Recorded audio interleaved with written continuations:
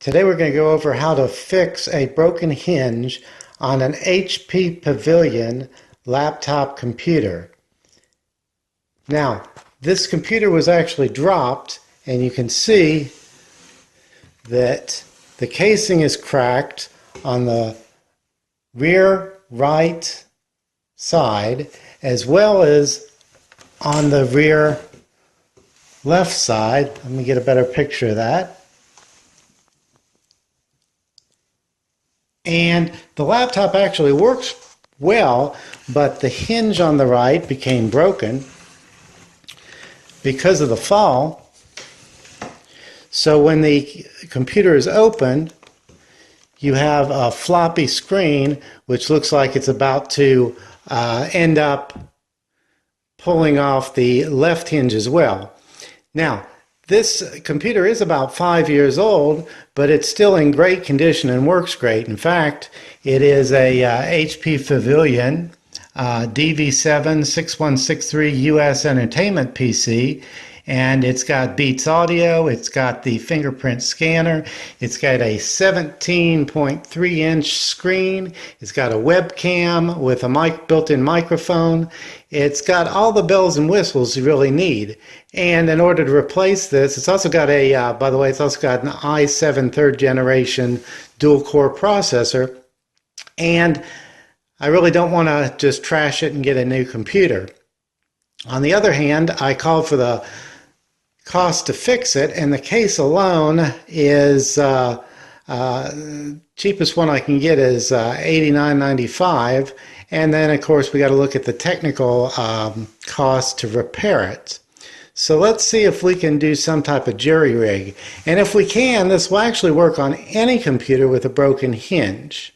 Now, before you start any type of work on your computer, you want to go ahead and remove all the power, and you can see that the power has already been removed here. The power cord has already been removed, but remember we still have a battery in here, so let's flip it over and remove the battery by sliding this switch, this lock switch, and just popping the battery out. And there you see you'll have no electricity going either DC from the plug or DC from the battery to the computer doing the process. Now normally you would want to go ahead and remove the bezel first, but I've already removed it once, so I can go ahead and take out the covers to the hinges, and I'll just set those aside on both the right and the left sides. Now you can see here that this is the normal hinge, and I'm going to go ahead and put the laptop all the way down, and then this is the hinge that's broken, and we'll go ahead and show you what to do from there. Now, from here, the first thing you want to do from this point is go ahead and remove the bevel. And this bevel was already cracked because of the hinge coming out. But normally what you do is you just take your fingers, you slide them in between the screen and the bevel, and just pop it up. Now some bevels have a little bit of glue in them, some bevels have some screws, but you'll see those because you'll see on the outside there'll be a little rubber grommet which will just have to pop out and then remove the screws. This particular model does not have screws, it just pops out. So we'll go all the way around, remove the bezel, and put it to the side. And this is what it'll look like when you're left with. And you can get a good idea of what the hinges look like. This is the left side hinge, which is working fine. And you can see there's two parts to the hinge, but they're hooked together. They're welded together. And this hinge works just fine. On this side, the right side, however, with problem side, you can see that the hinge has separated the right portion from the left portion.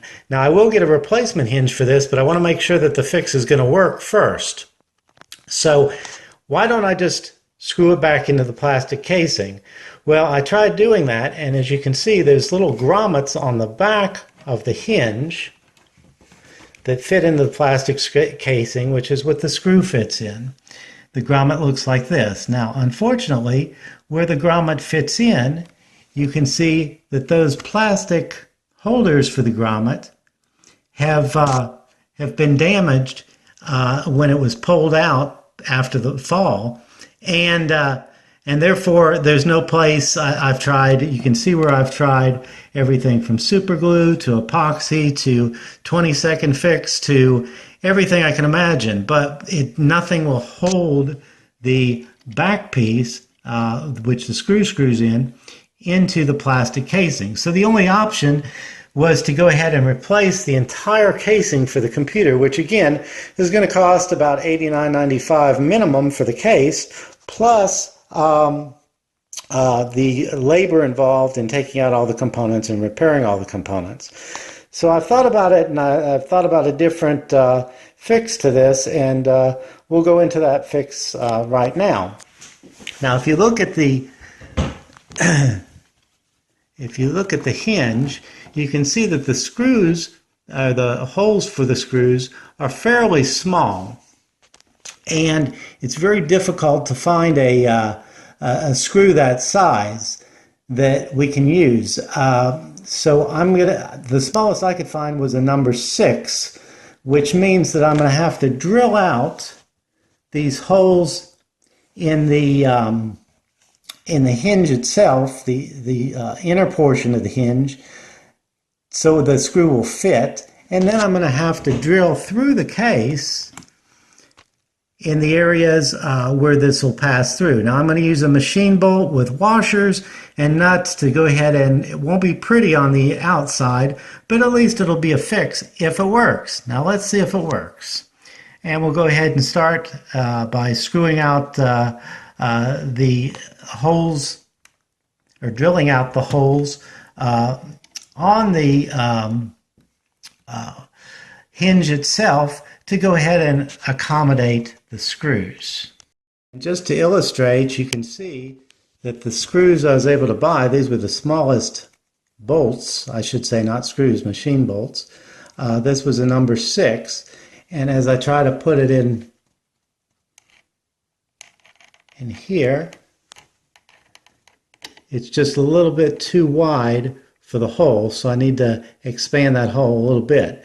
Now I would love to use thicker bolts, but you can see that you can't expand these holes too much, because if you do, then you're going to lose the integrity of the hinge itself. So I'm just going to try to expand it a little bit, enough to meet the number 6 screw. So after selecting the appropriate size bit, I'm going to go ahead and enlarge 3 of these holes. I'm not going to enlarge this hole right here, because that's the hole where it is not actually screwed on, but there is a guide, and I'll show you that in a little bit, that keeps the hinge from moving side to side in place.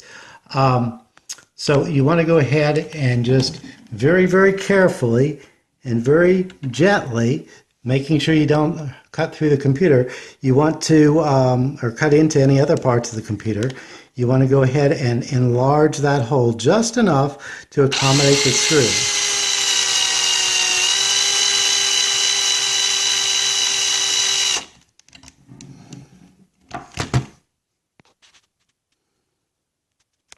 Okay, as you can see, I've got the holes enlarged here in the hinge. A couple of things. First thing is, when I get the replacement hinge, that I'm going to have to do the same thing to it. Second thing is that it ended up being much easier using a Dremel tool rather than a drill, and certainly a lot safer too. Third thing is to watch out for sparks when you're doing this, and you don't want to get sparks in your electrical components or on any of the plastic components that could cause damage to this either. And I'm going to go ahead and blow off or wipe off the dust, and then we'll go ahead and take care of the casing portion. Now let me show you where I've just quickly drilled holes through the casing as well, where the retaining nuts would have been on the inside of the plastic but no longer could be housed there. And those holes do go all the way through the lid of the case, and I'll show you that in a minute. It's not the great aesthetics, but at least this is a good emergency fix. You can also see that on the black wire here that some of the heat that was generated before I went and switched to the Dremel did burn through a little bit of the plastic casing. So I'll just put a little electrical tape on that black wire there just to make sure that it stays put and that it doesn't short out with anything else. Okay, now you can see what I've done. I've taken a machine screw with a washer on it and put it on this side, and if we turn the computer around, on the other side, which doesn't look very pretty, I've put a washer and a nut on the other end. Now I'm going to cut those off on the end so they won't be sticking out as much, and then put a rubber protective cap on it. Obviously, I would have been better off using a larger circumference area washer, but this is all I had right now. So we'll put the bezel back on, we'll fire it up, and make sure that the computer is working properly. And this fix, if it works, it ended up costing me less than $5. The cost of a package of machine screws, number 6, a package of washers, and a package of the nuts.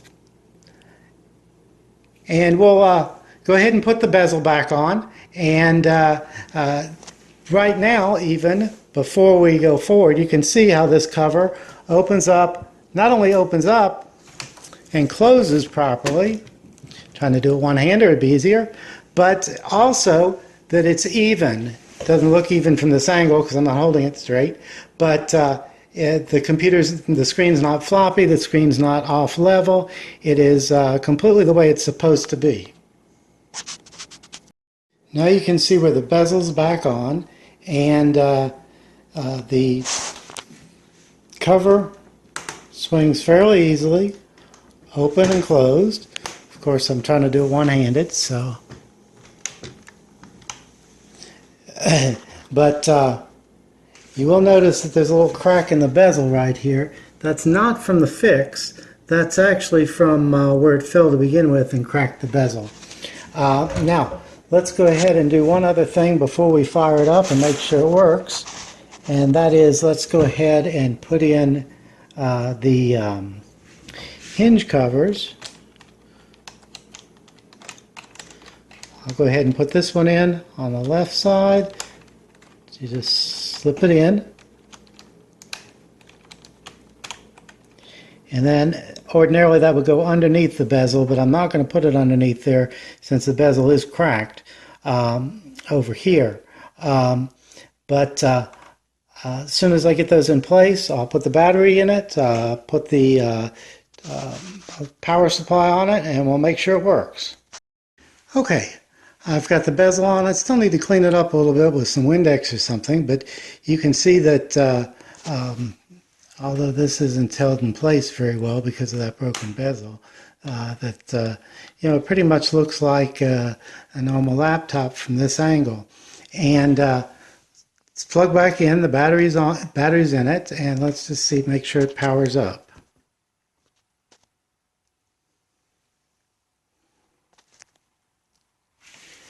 And you can see that it's powering right up into Windows.